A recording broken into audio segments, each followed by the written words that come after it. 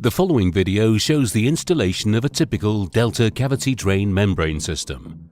Delta MS500 cavity drainage membrane is placed studs first against the substrate. 10 mm diameter holes are drilled through the Delta MS500 into the wall.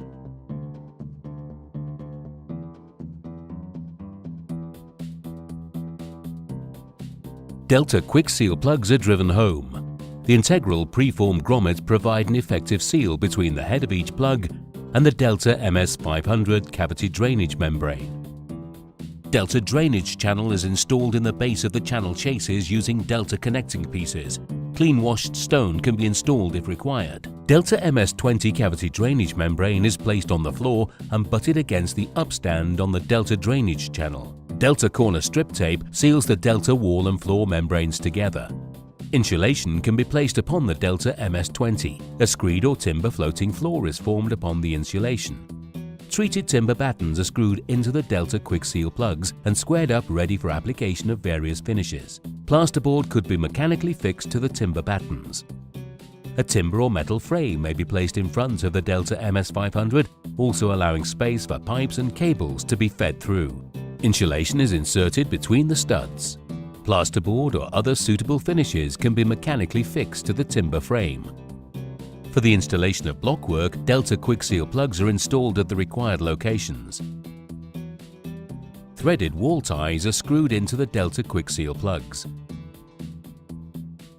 Blockwork can then be built in front of the membrane, being tied in as required.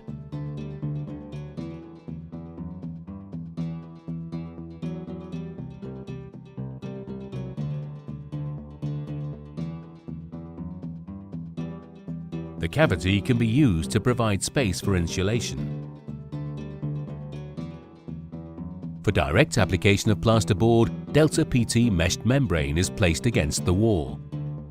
8 mm diameter holes are drilled through the Delta PT.